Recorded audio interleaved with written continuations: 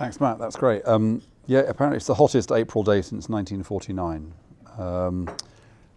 So I was told that to run this event in a kind of campfire style.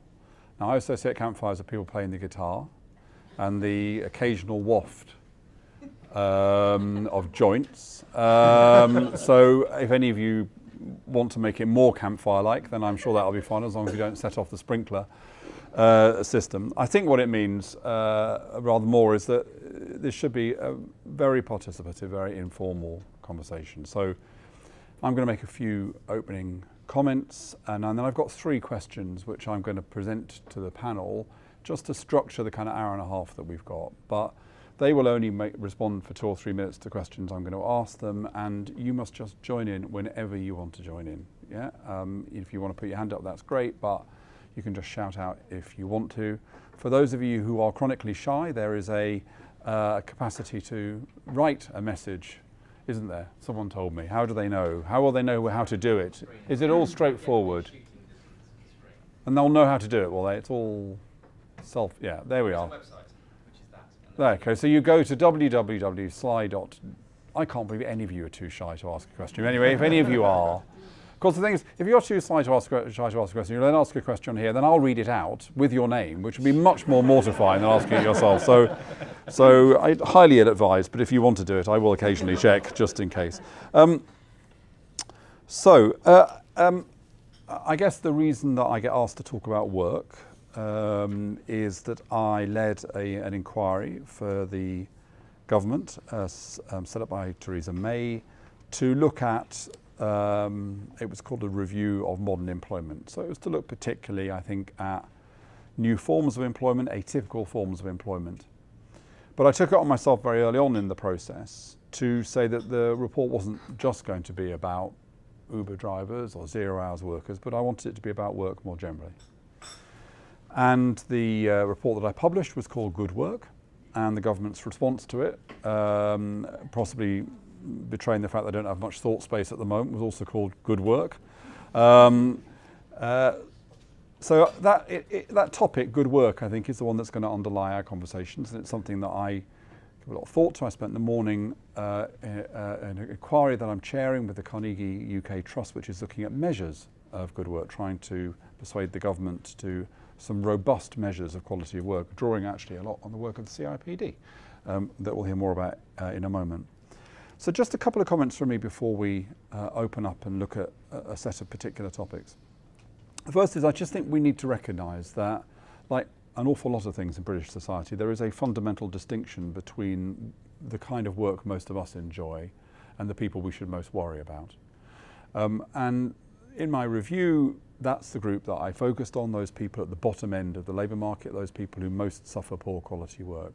Now, of course, the issues of what is good work, the components of good work are universal, but it is important to recognise that we do live in this kind of world of very different kinds of issues. So I guess we're going to be talking particularly today about issues around how do you recruit and how do you retain and how do you motivate talented people, which is a big issue for an organisation like this. But let's kind of remember that there's another set of issues about basic rights, basic protections, and deep insecurity, and what I called in my report one-way flexibility, flexibility that lies almost entirely with the company and not at all with the worker. The second thing I want to say, so these are just kind of 2 things we need to remember when we talk about good work, because we'll talk enthusiastically about good work for the rest of our session. The other is it's important to recognise that people's attitude to work is subjective. About 4 days before I published my report, I went to a party, and as I arrived at the party, someone arrived wearing a Deliveroo box. I mean, he wasn't fancy dressed, he actually was a Deliveroo driver. And I said to him light-heartedly, you know, I said, oh, I'll be publishing my report, and maybe I'll be seeking to protect your rights. And he turned to me and said, I don't want any rights, I just want to earn some money so I can go down the pub. And, you know, he's young, he was a young guy, and if you're a Deliveroo courier and you're kind of 21 and you're doing it in your summer holidays, then the issues of quality of work, autonomy, engagement, meaning, purpose, tribe, they probably don't matter that much, to be quite honest, because it's not a vocation that you've chosen here, right? And similarly, for people at various times in their lives, certain issues will become absolutely more important than other issues. So if you have a young child, then work-life balance probably is the issue that matters more than anything else to you at that stage in your life. So let's remember the subjective element, that when we talk about good work and we talk about the components of good work, let's remember that it is subjective, which is one of the reasons it's a tricky and complex topic.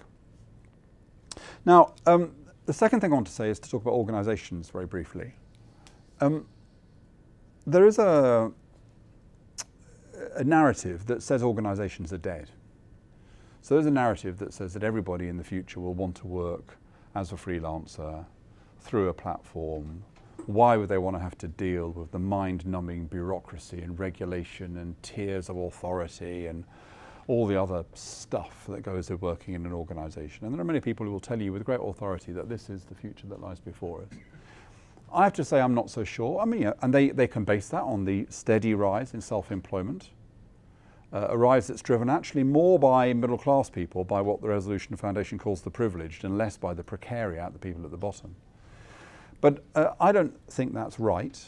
I don't think it's right for a prosaic reason and a rather more interesting reason. The prosaic reason is that quite a lot of people who do that do it to take advantage of the tax benefits.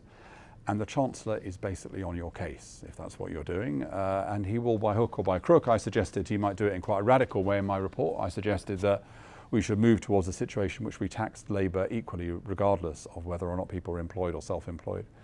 That was a bit too much for him to stomach, particularly after the debacle he had last year over changing a very modest and sensible measure to change the contributions that to national insurance that self-employed people themselves made. But you'll know he's cracking down on IR35, for example. You know he's talking about the fact that the VAT threshold is higher in this country than it is in other countries. One way or another, the Chancellor is going to erode the things which make it more tax advantageous to go out on your own. And he has to. He has no choice, in my view. There's no particular rationale for that tax advantage, and he's got to get money wherever he can. But I think the more interesting reason why I don't think organisations are dead is because I think organisations speak to very deep human motivations. In that speech I gave in January to launch the project, I kind of built it around a very simple but I think very powerful way of understanding human motivation, which argues that in the end there are kind of three great founts of motivation, three things that drive us to do what we do. The first is authority. We do what we're told. We respond to leadership, to strategy, to purpose. Authority. Secondly, we do what we do because we're part of a tribe, because we belong, because we have a sense of responsibility towards other people, because of the kind of person we want to be, the kind of tribe we say we want to belong to. And then thirdly, what drives us, of course, and of course if you're an economist you think this is the only thing that drives you, but you're wrong, is some notion of self-interest, enlightened or otherwise, some idea of getting ahead, wanting to grow, wanting to develop, wanting to be the best person you can be for yourself. And I think it is still the case that organisations are pretty good, if they're well-run, ways of touching those three things that motivate us. They are places which have leaders and have strategies and have a purpose and are run in a way which directs your energies towards that greater purpose.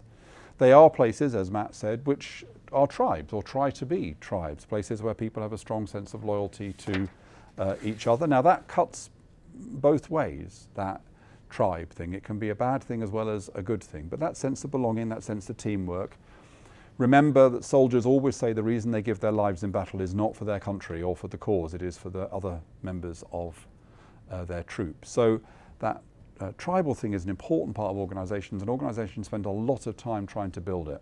And there's a lot of very interesting stuff about whether they do it right and whether it's authentic. And there's a wonderful book I recommend to you by Richard Sennett called Corrosion of Character, in which he says, companies talk about belonging and tribe and membership until they have to make redundancies, and then suddenly the belonging doesn't seem to be quite so real. So they treat you like a member of the family until the business gets into trouble and suddenly you're a stranger. So, that dimension. And then thirdly, organisations are efficient ways of enabling you to do what you want to do. They take away a lot of the hassle of life which is involved in being a freelancer. They give you the kind of systems that support you. They enable you to develop a career path through that organisation. They give you fun. As someone said to me the other day, I know as many people, by the way, who are freelancers going back into organisations as going the other way. And as he said to me, I am sick of being the only person who comes to my office Christmas party.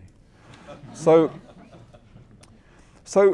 my closing comment is this, and I'm citing again something that I said in the the speech I made back in January. There's a piece of research that a friend of mine called Charlie Leadbeater did years ago, and he looked at what were then amongst the most innovative organisations in the world. Of course, as anybody knows who reads this kind of literature, if anybody says an organisation is an example of success, it's almost certain to be taken over or to fold within the next few years. But he looked at Pixar, the animators, he looked at FC Barcelona, he looked at amazing social enterprise in India bringing affordable education to villages, he looked at a Cambridge molecular biology lab winning Nobel Prizes. He looked at all of them and he said there is a phrase that he felt he could use to describe all of those organisations, and he said that they are creative communities with a cause. And the reason I love that phrase so much is it seems to me to capture very well how those three things that I talked about can align in the best organisations. A sense of cause, so leadership that is about a purpose and a mission, not interfering, not overbearing, not self-serving, but genuinely about providing a sense of direction to the organisation. A sense of community, a common purpose, but not a common purpose looking inwards, but a common purpose looking outwards to make the best animations in the world, to play the best football in the world, to transform people's lives. And then finally that creativity point, organisations that valued people's capacity to be inventive, to be creative, to be innovative, that created manageable spaces for people to take risks and try out different things. So I would posit to you as a very simple idea that really organisations are constantly striving to be creative communities with a cause. The problem is it's much more difficult than it might sound, and that's, I'm sure, something that we'll get into in our conversations. So that's my opening comments. The rest of the time I'm just going to spend prompting people, asking people questions and embarrassing people. The first question I want to ask of the panel, and on panel I'm going to ask you to introduce yourselves in any way that you want to. You don't have to just talk about your work. You can say something else interesting about you if you choose to, even though your work is fascinating, of course. The question I want to ask you is, it's an unfair question, but it's a bit of fun. If I had to ask you to choose one characteristic of a good organisation, one characteristic of an organisation which makes it good to work in, one characteristic of an organisation that makes it good to work in. If you want to, you can cheat and say one characteristic of an organisation which makes it terrible to work in, or do both. I'm interested in what that will be. So, Ben.